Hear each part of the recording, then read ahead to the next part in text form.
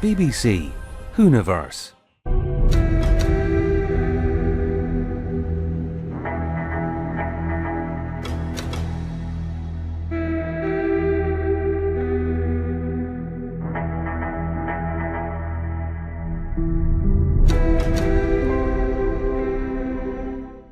Hello and welcome to the first two-parter for a long time that will never be turned into an omnibus. As of the 2nd of June, that is my statement, but in the future that might change.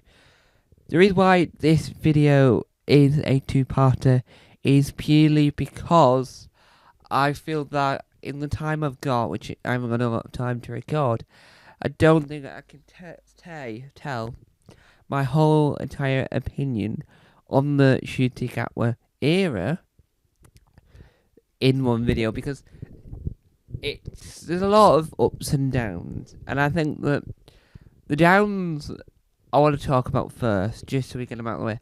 So I think some of the dud episodes is what I'm going to say. Some of the episodes I don't think worked well for me are very few. So I think in every era you have a few episodes you're not 100% too keen on. So I was never 100% sold on Midnight, but The Well I really enjoyed. So let's think. So originally, if you had asked me this before series 2, I would have said, oh, what's it called? I would have said the 73 yards. I remember the name now. And then obviously I did that video a week later where I realised actually it was actually better than we all thought, which is, well, it's better than what I thought, because I was worked out that you're supposed to look at it in the sense of Inside Number 9 type thing.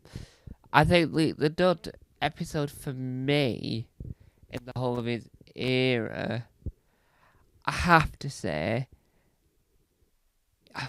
it's hard to decide, because it's nothing to do with the performances, nothing with the writing. It's just the episode that didn't really click with me. Didn't go, oh well, yeah. I think it might be Space Babies, right? I know.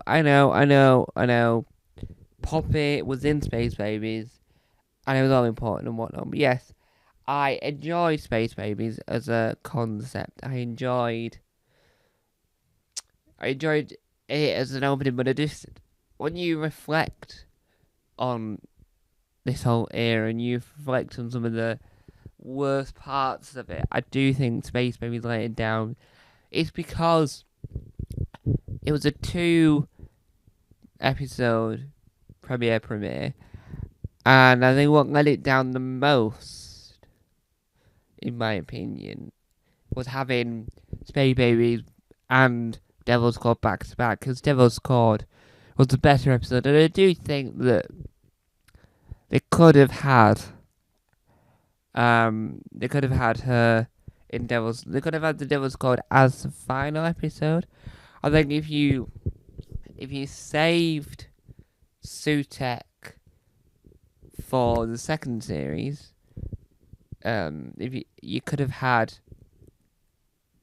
we could have had the Devil's Cord as the big ending, or we could have had it made more obvious that there was a god involved in Devil's Cord, there's a god involved in Legend of Ruby Sunday, and then obviously we got what we got in the 15th series.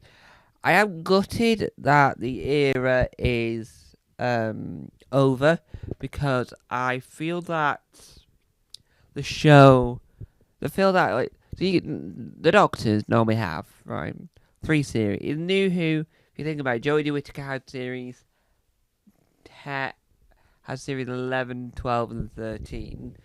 Peter Capaldi had 8, 9, 10.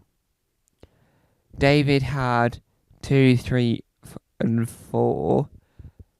And obviously Chris Eccleston only had 1. But Ncuti had the back end, well no, all Regeneration episodes, end with the next Doctor, so that doesn't count really. But Ncuti had 2 Christmas specials and 2 series. Now, bearing in mind, I'm not too sure when they started filming Jodie Whittaker's, Peter Capaldi's, David Tennant's eras. I don't know when they started filming, or Matt Smith's. I don't know when they started filming them, what year, but I know for a fact. So with the Russell T Davies second, this is what it is, right? So with Russell T Davies' second era, if we didn't bother with having David Tennant back for the 50th, 60th anniversary specials, if we just had Ncuti start on the 60th anniversary, then he would have had 3 series. But because they did that, I think that the deal that they had with Disney Plus for 3 series, I think they'd already blown it by having 3 specials, which isn't an issue. I really like them, but I think that might be a contributing factor to the lack of visual stuff for Ncuti to do. So, Ncuti Gatwa started being the Doctor in 2022. The year right now is 2025. So you ready for this? Let's do the countdown. You were 2022. You got 2023, 2024, 2025. That's 3 years. So, back to back, they were filming series 14 and 15. I don't know why they were filming back to back per se.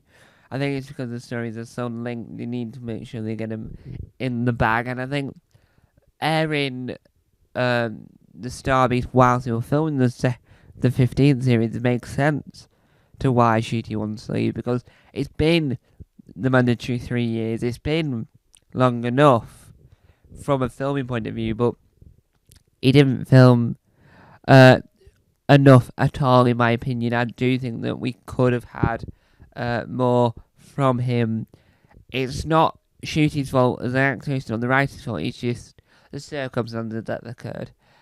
And I hope that one day we get a full explanation of why he's left, because people are people are making really terrible speculation and rumours, so I just think we need an official statement, just so that no one makes these weird and awful statements / speculation that what might happen, because it might not be the same as Christopher Eccleston at all, and you can't say that it will be, because nothing ever is the same as each other.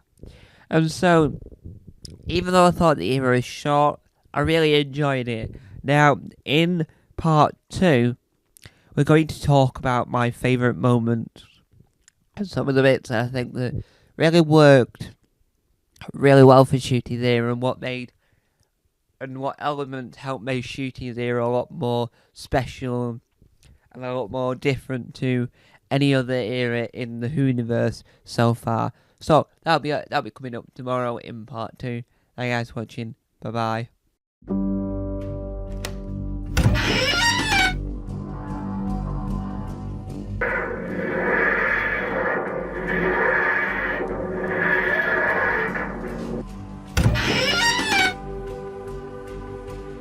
Don't forget to subscribe to the official Tom Mason YouTube channel.